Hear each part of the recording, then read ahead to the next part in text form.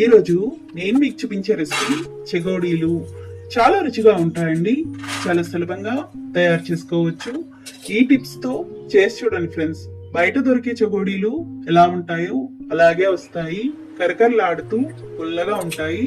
చెగోడీలకి కావలసిన పదార్థాలు మైదా పిండి పెద్ద గ్లాస్ తో ఒక గ్లాస్ తీసుకున్నానండి. అదే గ్లాస్ తో ఒక గ్లాస్ బియ్య పిండి వేసుకోవాలి. ఇది పొడి బియ్య పిండి. ఇవి జల్లించుకోవాలి. మనకి స్వీట్ షాప్ లో రుచి రావాలి అనుకుంటే ఖచ్చితంగా మైదా వేసుకోవాలి. వాళ్ళైతే బియ్య పిండి ఇంత వేయరండి, కొంచెం తక్కువే వేస్తారు. ఇలా చేస్తే గనక నూనె లాగదు. ఇది జల్లించుకున్నాక ఒక గిన్నెలోకి తీసుకొని పావు స్పూన్ వాము వేసి కలుపుకోవాలి. ఇలా కలుపుకున్నాం కదా, ఇప్పుడు ఇది పెట్టుకోవాలి. స్టవ్ ఆన్ చేసి పాన్ పెట్టి 2 గ్లాసుల పిండికి 2 గ్లాసుల నీళ్లు పోసుకోవాలి. ఇందులో తగినంత ఉప్పు, 2 స్పూన్ల నూనె వేసుకోవాలి. నీళ్లు బాగా మరగాలి.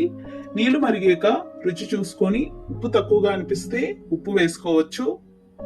నీళ్ళు ఇలా మరిగినాయి కదండి, ఇప్పుడు లో ఫ్లేమ్ లో పెట్టి పిండి వేసి ఉండలు లేకుండా కలుపుకోవాలి.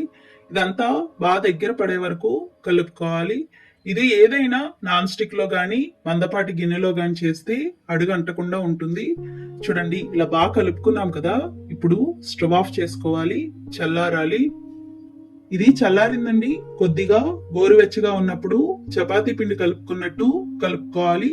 మరి వేడి మీద అవసరం ఉండదు, గోరువెచ్చగా ఉంటే సరిపోతుంది.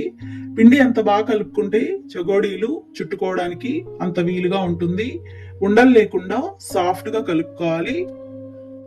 చాలా మంది చెగోడీలు చేసినప్పుడు పేలుతున్నాయి అంటారు. దానికి కారణం పిండి సరిగ్గా కలుపుకోకపోవడమేనండి. ఎక్కడైనా ఉండల కింద ఉంటే గనక అలా పేలుతాయి. మీరు పునుగులు వేసినా సరే సరిగ్గా పిండి కలుపుకోకపోతే అవైనా పేలుతాయి. పిండి అంతా ఇలా బాగా కలుపుకున్నాం కదా, మనకు కావలసినంత పిండి తీసుకొని మిగతా పిండి పైన మూత పెట్టేసి ఉంచుకుంటే పిండి ఆరకుండా ఉంటుంది. ఇది మళ్ళొకసారి కలుపుకొని చేతికి లైట్ గా నూనె రాసుకొని ఈ విధంగా తాలికలు చేసినట్టు చేసుకోవాలి. ఇలా ఉండాలండి. మరీ సన్నగా ఉండకూడదు, మరీ లావుగా ఉండకూడదు. ఈ విధంగా ఉంటే సరిపోతుంది. ఇలా పొడుగ్గా చేసుకొని రింగులాగా చుట్టుకోవాలి. గట్టిగా అంటించాలండి, లేకపోతే నూనెలో వేసేటప్పుడు విడిపోతాయి. ఇవి త్వరగా అవ్వాలి అనుకుంటే చాపింగ్ బోర్డు మీద గాని పీట మీద గాని పొడుగ్గా చేసుకొని చుట్టుకోవచ్చు. త్వరగా అవుతాయి. అన్ని ఇలా తయారు చేసుకున్నాం కదా, ఇప్పుడు ఇవి డీప్ ఫ్రై చేసుకుందాము. డీప్ ఫ్రైకి సరిపడా నూనె పెట్టుకోవాలి. నూనె వేడవ్వాలి. నూనె ఇలా బాగా వేడిగా ఉండాలండి. వేడయ్యాక మీడియం ఫ్లేమ్ లో పెట్టి చెగోడీలు వేసుకోవాలి. ఇవి వేసేటప్పుడు జాగ్రత్తగా వేసుకోవాలి. మొత్తం అన్ని ఒకేసారి కాకుండా 2 పట్లుగా ఇవి వేయించుకోవాలి. వేసిన వెంటనే కదపకూడదండి. కొద్దిగా ఫ్రై అయ్యాక అటు ఇటు తిప్పుతూ ఫ్రై చేసుకోవాలి. కొద్దిగా వేగితే అవే విడిపోతాయి. చూడండి, ఇవి ఇలా వేగినాయి కదా, నూనె నొరగ తగ్గాక ఈ విధంగా వేగిన తర్వాత ప్లేట్ లోకి తీసుకోవాలి. ఇవి ఇంకొకసారి వేయించుకోవాల్సి వస్తుంది. చెగోడీలకి ఇలా చేయడం వల్ల కరకరలాడుతూ గుల్లగా వస్తాయి. ఇప్పుడు మిగతా చెగోడీలు వేసుకోవాలి. ఇవి కూడా అలా సగం వేగాక అవి ఇవి కలిపి వేయించుకుంటాము. ఇవి కూడా ఇలా వేగినాయి కదా, నూనె నొరగ తగ్గింది అంటే ఇవి సగం వేగినట్టే.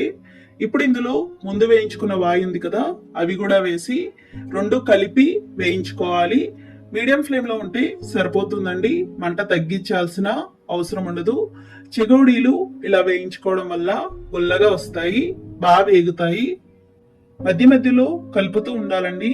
అన్ని వైపులా రంగు సమానంగా ఉంటుంది. చూడండి, ఇవి ఇలా బాగా వేగినాయి కదా, ఈ రంగు వస్తే సరిపోతుంది. మరి ఎర్రగా వచ్చే వరకు కూడా ఫ్రై చేసుకోకూడదు. ఇప్పుడు ఇవి ప్లేట్ లోకి తీసుకోవాలి. ఇదే విధంగా మిగతా చెగోడీలన్నీ ఫ్రై చేసుకోవాలి. చెగోడీలు అయ్యేంత వరకు మీడియం ఫ్లేమ్ ఉంటే సరిపోతుంది.